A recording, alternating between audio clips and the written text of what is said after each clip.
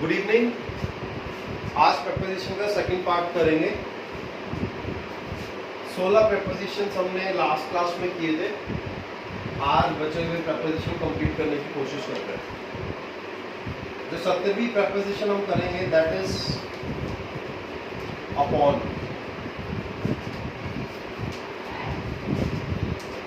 हमने ऑन पढ़ा था। ऑन का मतलब ऊपर था,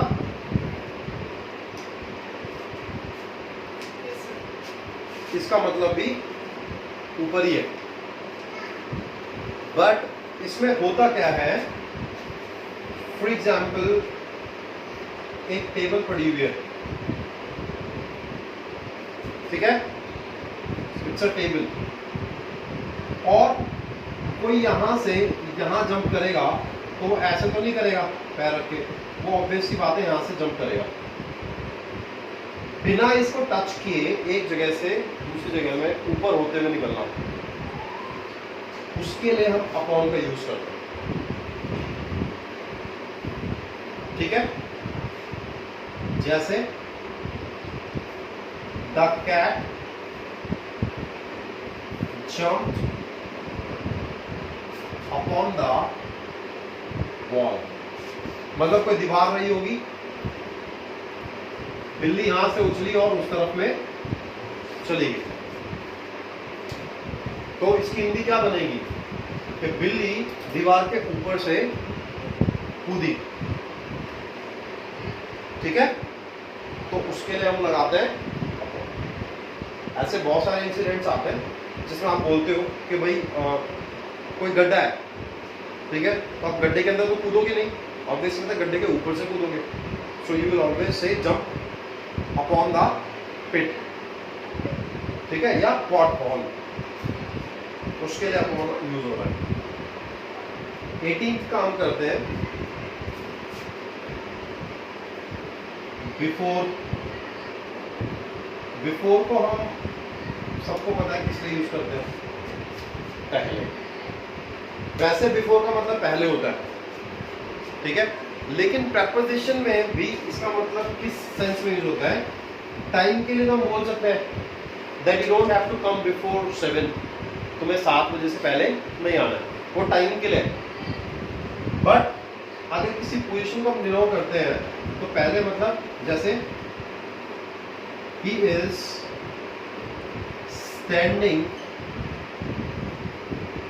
बिफोर मी, वो मेरे से पहले खड़ा हुआ है, तो मी यहाँ प्रोनाउन हो गया और ये प्रेपोजिशन हो गया,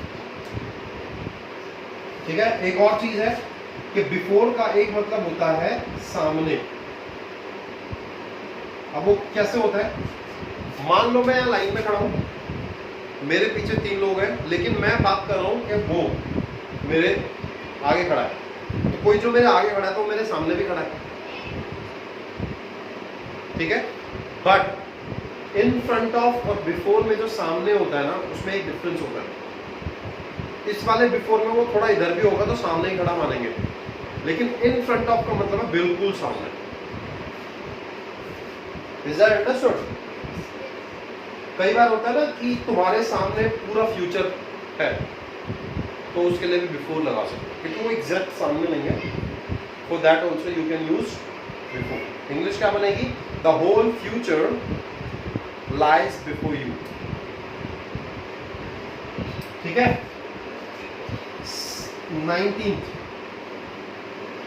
आफ्टर। आफ्टर का यूज क्या होता है, बाद में, सबको पता है, ठीक है। तो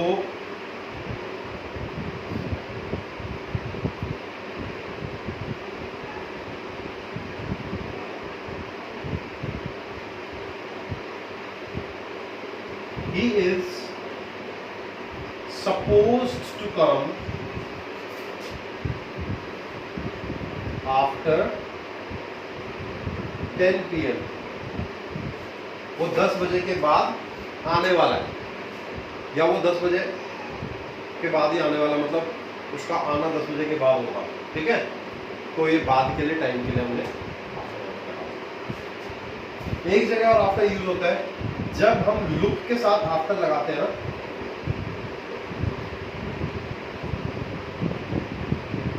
तो ये बन जाता है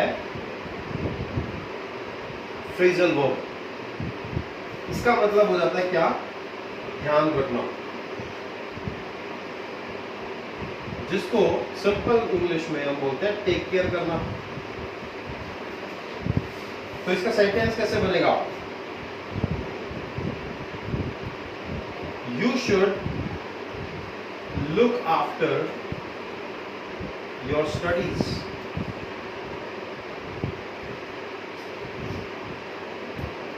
आपको अपनी पढ़ाई का ध्यान रखना चाहिए। यहां पे स्टडीज की जगह आप हेल्थ भी लिख सकते हो, ठीक है। तो ये हमारी 3 प्रपोजिशन इसी के साथ ओवर। इसमें कोई डाउट, कोई भी प्रॉब्लम है तो पूछ सकते हो, कोई भी डाउट आ रहा है तो। कोशिश मेरी यही है कि जो बुक में भी मेंशन नहीं किया हुआ है वो भी मेंशन कर दें और सिंपल वर्ड्स में। और अगर मैं हिंदी टू इंग्लिश इसको करूंगा so it will take lot of time. तो मैं सेंटेंस लिख रहा हूँ, एग्जाम्पल लिख रहा हूँ और आपको हिंदी में समझा रहा हूँ।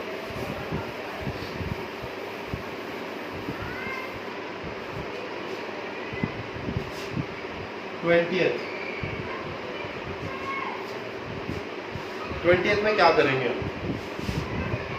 बहुत अच्छी प्रपोजिशन करेंगे, थ्रू।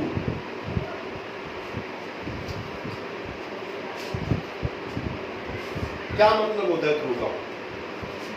मान लो कि ये कोई दीवार है, ठीक है, और इस दीवार में ये होल है, ठीक है, छेद हो रखा है, और इस छेद की वजह से इधर खड़ा हुआ इंसान यहां देख सकता है और इधर खड़ा हुआ इंसान यहां देख सकता है। तो उस केस में हम क्या यूज करेंगे? एक बार फर्स्ट डोर बंद कर दो, ये लोग चिल्लाते रहेंगे, खेलने का टाइम है इनका, बस बस बस, ठीक है। थ्रू में हमें क्या समझ आया कि जब कोई चीज पास होती है, जैसे मान लो ये एग्जांपल हम चेंज कर देते हैं। मान लो ये कोई सुरंग है, ठीक है, ये रेल का ट्रैक है, यहां सुरंग बनी, यहां से फिर से रेलवे का track.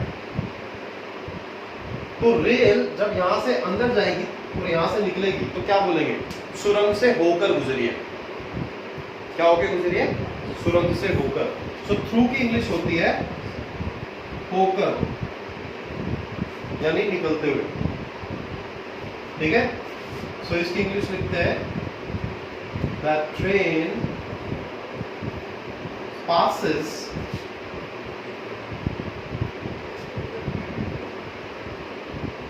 through a tunnel. Tunnel का मतलब सुरंग। तो आप देखोगे टनल क्या हो गई? नाउन, और ये हो गया आपका प्रेपोजिशन।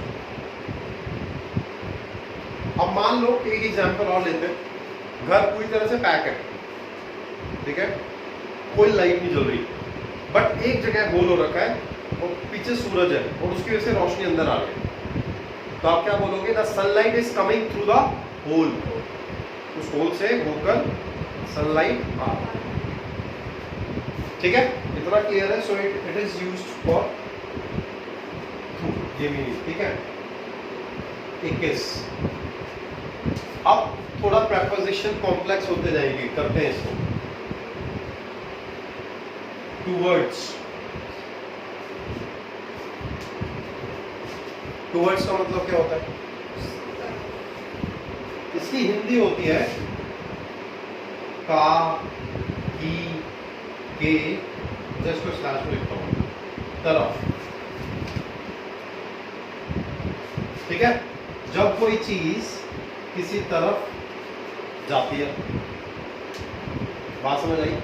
कि फॉर एग्जाम्पल मैं मार्केट की तरफ जा रहा हूं, ठीक है, हिंदी क्या हुई? मैं मार्केट की तरफ जा, तो इसको इंग्लिश में सिंपल में सेंटेंस लिख देंगे I am going towards market, I am going towards market. Is that clear? तो टूवर्ड्स का इतना सही है।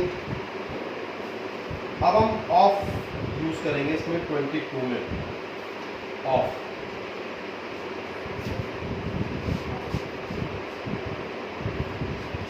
एक्चुअली ये क्या है ना, रिलेशन शो करने के लिए यूज होती है मेन तो। कैसे?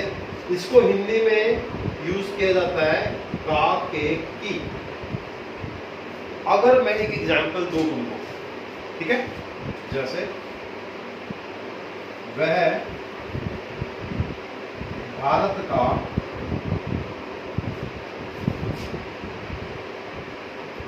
बेटा है। क्या है? वह भारत का बेटा है। अब मैं यहां पे का की जगह की कर दूं और बेटा की जगह बेटी कर दूं, तो क्या शो कर रहा है? भारत और उसका रिलेशन शो कर रहा है। ये शब्द का की बात समझ आया? तो इसमें एक चीज मैं एक्स्ट्रा बताऊंगा जो प्रेपरेशन में बताने की नहीं है, बट बताऊंगा। He is son of India. क्या? ही इज सन ऑफ, ठीक है। अब इसमें क्या होता है, कॉन्ट्रैक्टेड फॉर्म भी यूज कर, कॉन्ट्रैक्टेड नहीं बोलूंगा उसको, शॉर्ट वे में अगर इसको यूज करेंगे, दूसरे तरीके से इसको हम बोलेंगे तो इसको हम ये बोलेंगे, ही इज इंडियाज सन। मतलब एक ही है, क्योंकि ये जो अपोस्ट्रोफी कॉमा और एस लगा है, ये ऑफ को रिप्लेस करने के लिए लगा, ठीक है। ही इज इंडियाज सन, ठीक है। अब एक चीज देखते हैं, ये तो सिंगुलर हो गया, तो इसलिए हमने यहां पे एस लगाया। एक रूल सिखाता हूं कि अगर सिंगल सेंटेंस ना हो, मतलब सिंगुलर नाउन ना हो, तो फिर क्या लगाते हैं? जैसे ही इज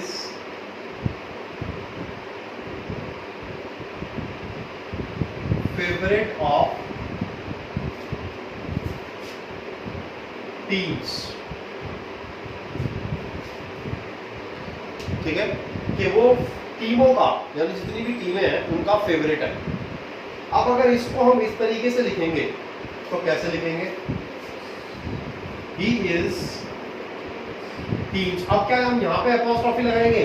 नहीं, रूल के अकॉर्डिंग यहीं पे लग जाएगा, क्योंकि टीम, अब एस के साथ थोड़ी एस लगेगा। ही इज टीम्स फेवरेट,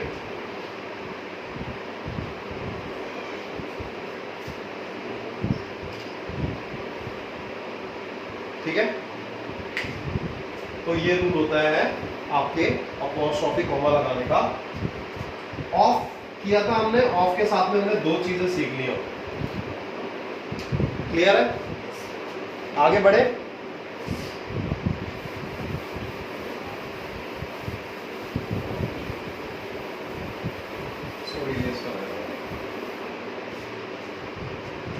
ये कौन सा था? 19th कि 20th?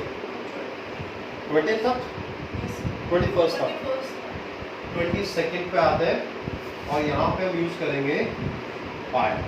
ये तक नहीं किया ना हमने? अच्छा, मेरे को सीक्वेंस ध्यान नहीं है, हो सकता है 21st हो ये, तो आप सीक्वेंस में मत जाना, उसको अपने अकॉर्डिंग चेंज कर लेना। बाय, ठीक है। बाय के बहुत सारे यूज है, बहुत सारे यूज है। पहला जो यूज है इसका, वो कैसे है? Cloth is sold by metre. कपड़ा कैसे बेचा जाता है? मीटर से बेचा जाता है, मीटर के टर्म पे बेचा जाता है, ठीक है। इसको हम और यूज करते हैं।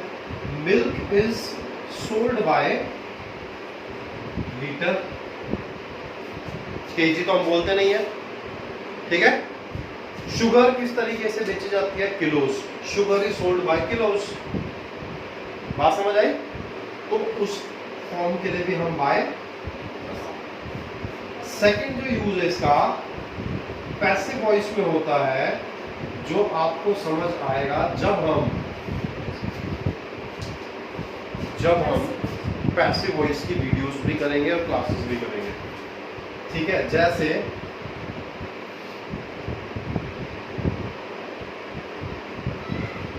Shahid is loved by, Shahid को सबके द्वारा प्यार किया जाता है।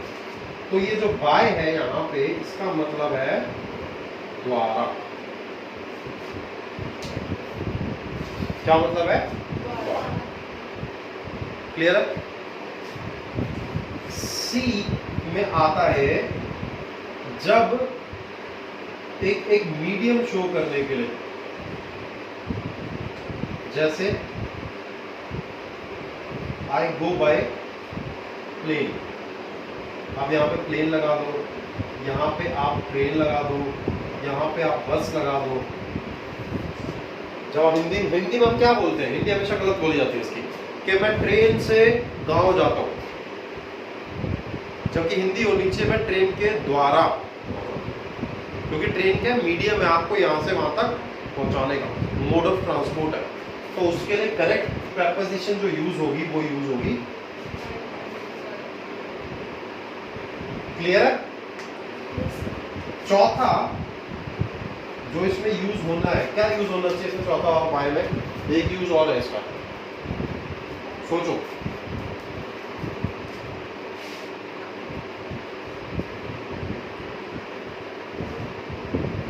I'm giving you some time, think.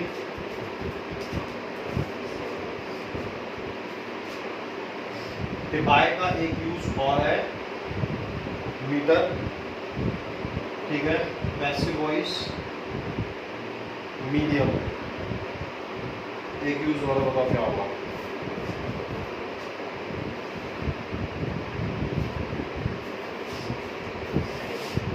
Time,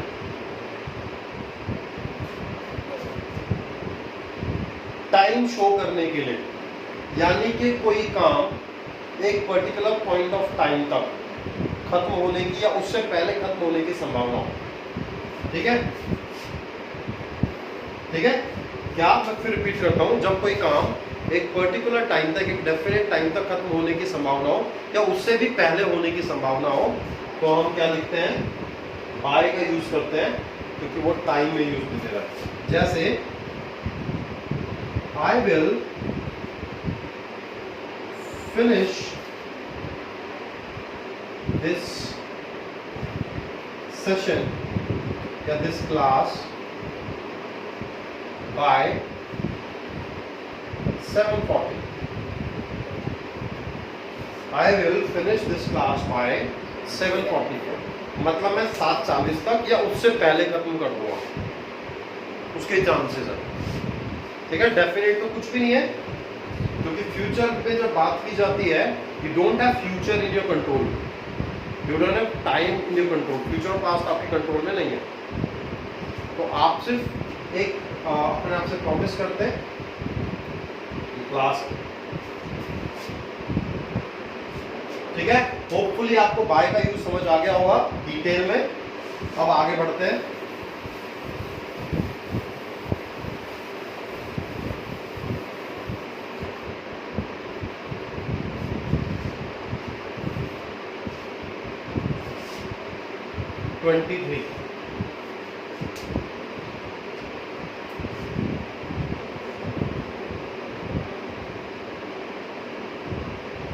of,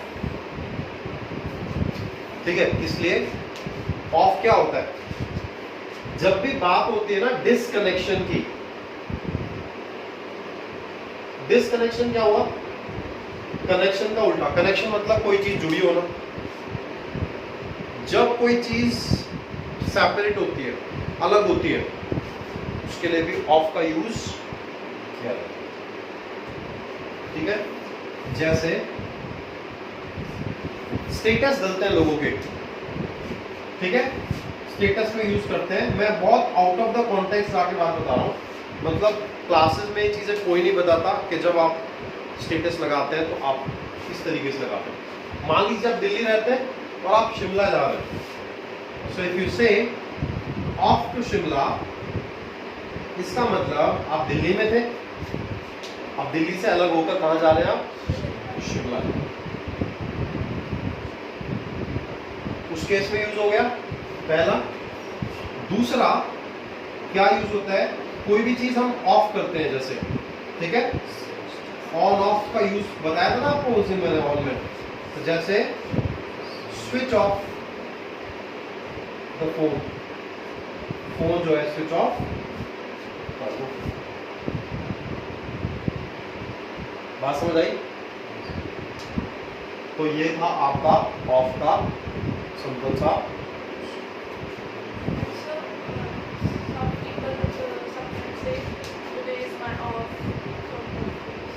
हाँ, क्योंकि आप ड्यूटी कर रहे हो, उस दिन आपका ड्यूटी से कनेक्शन टूट जाता है, जिस दिन आपका I am taking an of. बहुत सारे लोग ये बोलते हैं I am taking an of, मैं ऑफ ले रहा हूं। ऑफ का मतलब छुट्टी ले रहा हूं, या जो भी वो काम कंटिन्यू करते आ रहे हैं उससे वो ब्रेक ले रहे हैं। क्या ले रहे हैं? ब्रेक। तो ये ऑफ जो है यहाँ पे ब्रेक का सिनोनिम भी है। क्लियर है? आप 24th में करते हैं, 24th में क्या करें, क्या आना चाहिए? अगेंस्ट करते हैं।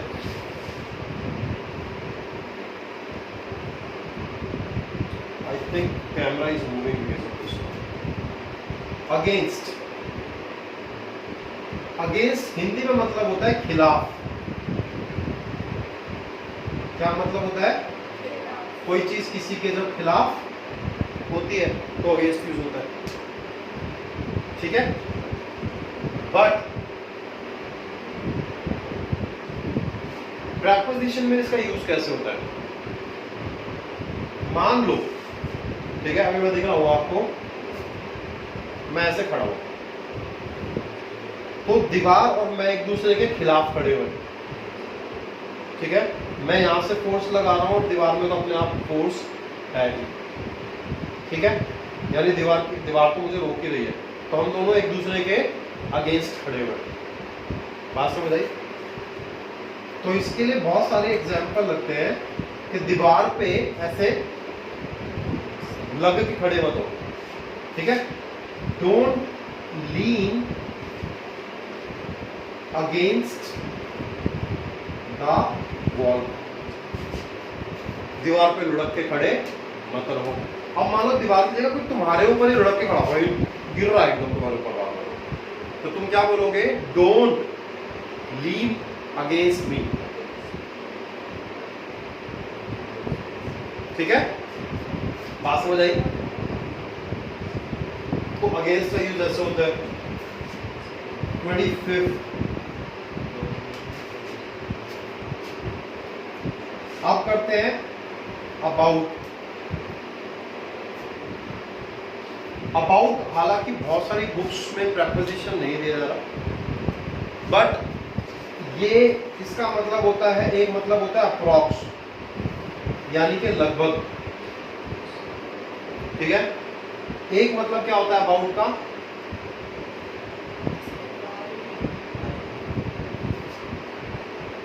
एक मतलब होता है के बारे में।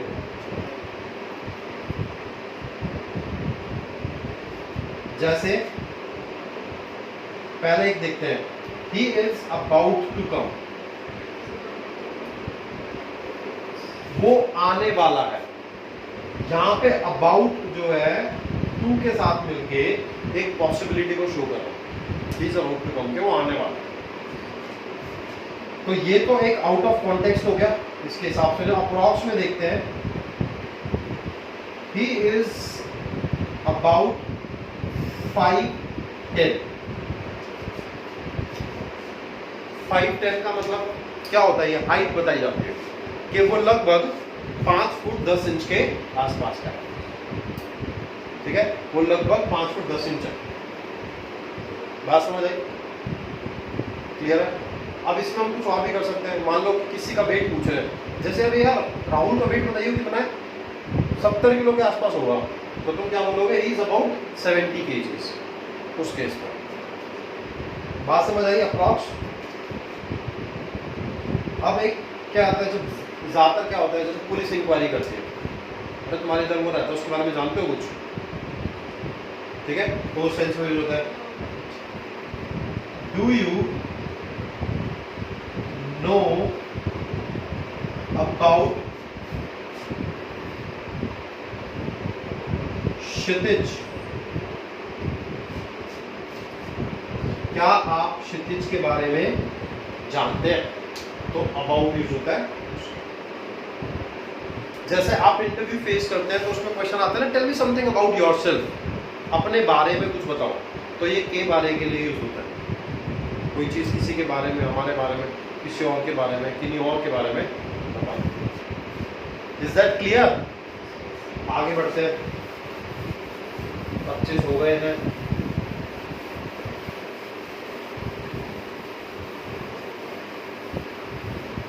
इतनी प्रेपोजिशन आई कैन गारंटी के जो ठीक ठाक बुक्स हैं उनके अंदर भी नहीं दे रखी है, जितनी हम करने वाले हैं, ये जितनी हम कर रहे हैं। 25 हो गए, 26 पे आ गए। क्या? During, correct. ड्यूरिंग का यूज किस लिए होता है? इसका मतलब होता है के दौरान। दौरान ऐसे लिखा जाता है, कैसे मुझे नहीं पता, ठीक है। जैसे बोलते हैं ना कि गर्मियों के या दिन के दौरान, गर्मियों में दिन के दौरान मैं कहीं नहीं जाता, I do not go anywhere during the day in summers। तो यहाँ पे यूज हो गया ड्यूरिंग, ठीक है। कहां से पहले यूज हुआ है? डे से पहले। डे क्या है? नाउन है। 27 अराउंड, इसका मतलब होता है चारों ओर, यानी चारों तरफ, ठीक है। जैसे शादी में क्या कहते हैं, हिंदुओं में शादी में क्या करते हैं, अग्नि के चारों तरफ फेरे दिए जाते हैं, ठीक है। तो इंग्लिश क्या बनेगी? The 7 vows of marriage are taken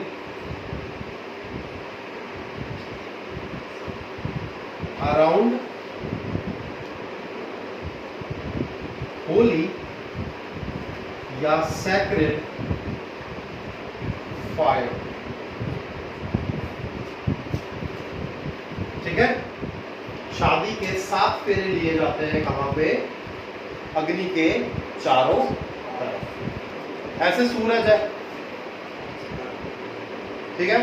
धरती क्या करती है? सूरज धरती की तरफ चारों तरफ घूमता है कि धरती सूरज के चारों तरफ घूमती है? ऑब्वियसली धरती सूरज के चारों तरफ घूमती है।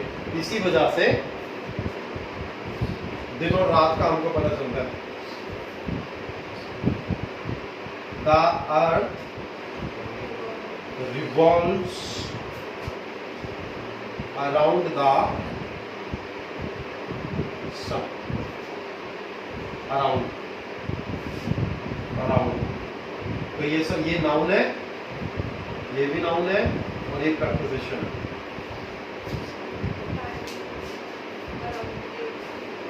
हाँ, ये अराउंड, अबाउट की तरीके से लगभग में यूज होता है। जैसे I will reach around 7 o'clock, मैं लगभग 7 बजे के आसपास वहां पे, तो अप्रोक्सीमेट टाइम देने के लिए यूज होता है। तो उसको हम कर नहीं रहे, क्योंकि जो प्रपोजिशन है वो यही है चारों तरफ। नेक्स्ट करते हैं। कितना समझ आया आप लोगों को? What should be the next?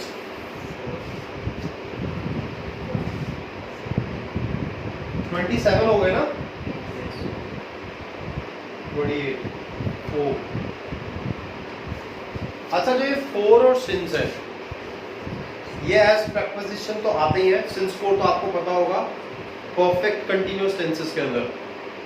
Since point of time के लिए, 4 पीरियड ऑफ टाइम के लिए, वो तो होता ही है।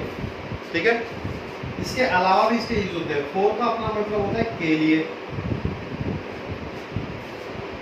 ठीक है, जैसे a soldier dies for the country।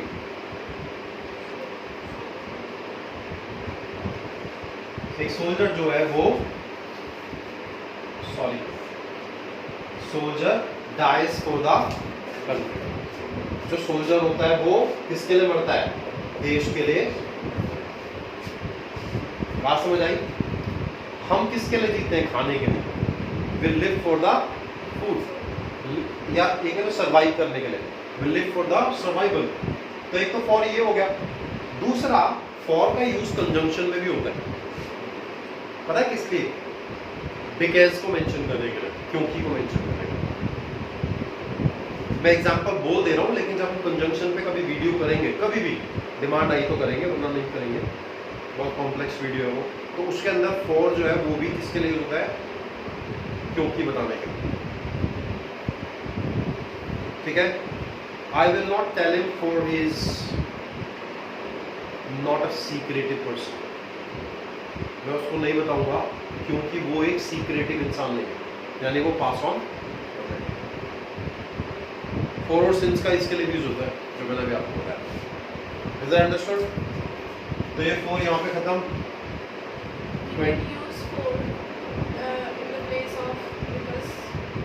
We can, but सब ना जगह होती है करने के लिए। जैसे लिफाफे को बोलते हैं एनवेलप इंग्लिश में। लिखा एनवेलप जाता है, बोला एनवेलप जाता है। अब आप दुकान पे जाके बोलोगे गिव मी एन एनवेलप, तो समझ लिया क्या मांग रहे हो। तो जगह है ये। फॉर और सिंस बिकॉज़ की जगह पे आप कहीं यूज करोगे, use in front of those people who understand what you are trying to say. जो आप बोलना चाह रहे हो, जो समझ पाए, जिनकी इंग्लिश ऑलरेडी अच्छी है, आप उनके सामने यूज करेंगे, समझ आएगा। क्योंकि ultimately at the end of the day English क्या है? एक लैंग्वेज है। लैंग्वेज इंसान क्यों यूज कर रहा है? अपने विचार दूसरे तक पहुंचाने के लिए। लेकिन अगर आपके विचार दूसरे तक पहुंचे नहीं, आप कितने ही बड़े अंग्रेज बन जाओ, what's the point? There is no point at all. ठीक है, अगला क्या है बेटा? Preposition in, till. अच्छा, टिल का यूज होता है तक। ठीक है, we will not attend class till Monday। हम मंडे तक क्लास, ठीक है, तो उसके लिए यूज होना है। अब एक बहुत इंपॉर्टेंट चीज आपको बताने जा रहा हूं, बहुत बहुत इंपॉर्टेंट है। अनलेस और until.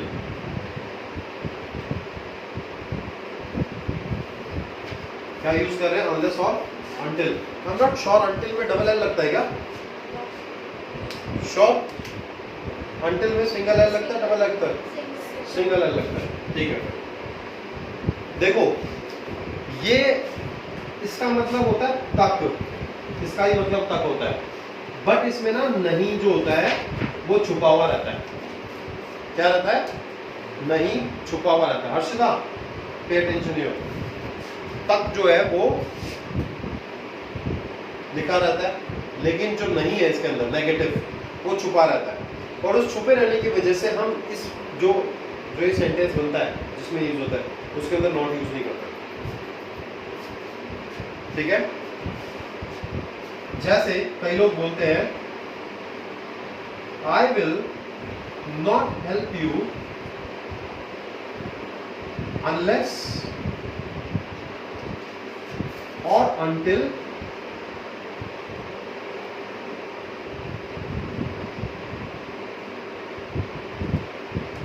you do not go to the market।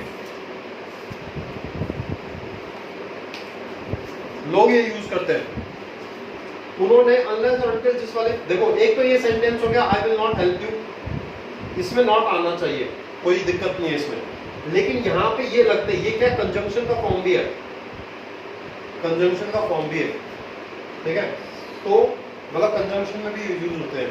तो you do not go to the market, ये भी एक सेंटेंस हो गया। तो मेरे कहने का मतलब है जिस वाले पार्ट में अनलेस और अनटिल आएगा आप उसमें नॉट नहीं लगा सकते। अगर आपने नॉट लगाया तो आपका सेंटेंस होगा ग्रामेटिकली रॉन्ग, मतलब वही निकलेगा। अगर मैं यहाँ नॉट लिखा रहने दूं तो मतलब क्या निकल रहा है कि मैं तुम्हारी मदद नहीं करूंगा जब तक कि तुम मार्केट नहीं जाते। लेकिन इंग्लिश में गलत हो गए, अगर मैं ये लिखूं I will not help you unless और until you go to the market, क्योंकि अनलेस और अनटिल में ऑलरेडी नहीं छुपा हुआ है, तो हम दो बार नहीं लगाते। ऐसा ही क्यों होता है, क्यों हमें कॉम्पिटिटिव एग्जाम में इसके लिए पूछा जाता है, मिस्टेक हमारी निकल आती है अगर हम इसको करेक्ट कर देते हैं तो, क्योंकि सुपरफ्लुअस लैंग्वेज हो जाती है। आप हिंदी में जब बोलोगे तो ये थोड़ी बोलोगे मैं तुम्हारी मदद नहीं करूंगा, तो ये तो बोलोगे ना मैं तुम्हारी मदद नहीं करूंगा या मैं नहीं जाऊंगा, ये थोड़ी बोलते हो मैं नहीं जाऊंगा। तो इंग्लिश में मतलब वही निकल के आता, क्या मतलब निकल के आता, अगर मैं यहाँ नॉट लगा दूंगा कि मैं तुम्हारी मदद नहीं करूंगा जब तक कि तुम मार्केट नहीं जाते,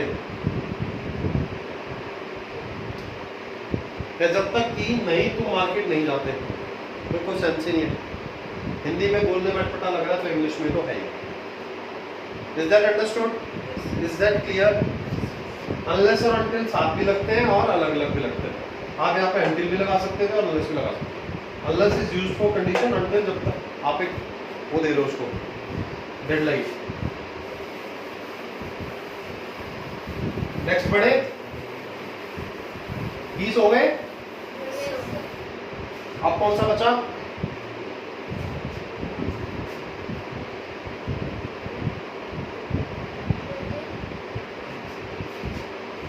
वो टाइम ड्यूरेशन के लिए आ गया विद इन, तो हम उसको प्रेपोजिशन में नहीं करते।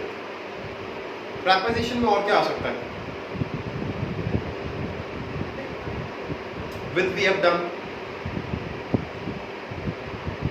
सो और आज जो हमारा टॉपिक था प्रेपोजिशन का, इसके साथ में इट गेट्स फिनिश्ड। ठीक है, इसके अलावा कोई प्रेपोजिशन होगा तो आप मुझे बताइएगा, करते हैं फिर उसको। ठीक है, जैसे ही अगला कोई टॉपिक आता है प्रेपोजिशन का, कोई चीज बच जाती है इसके अलावा, will cover in the next video. Till then keep watching, like करो, शेयर करो, जो नीडी स्टूडेंट्स हैं वो सीख सके, क्योंकि ये लेवल बहुत बेसिक लेवल है, बहुत सारे स्टूडेंट्स को हेल्प हो सकती है इससे। तो किसी की हेल्प करने में कोई बुराई नहीं है। Help people. नमस्कार।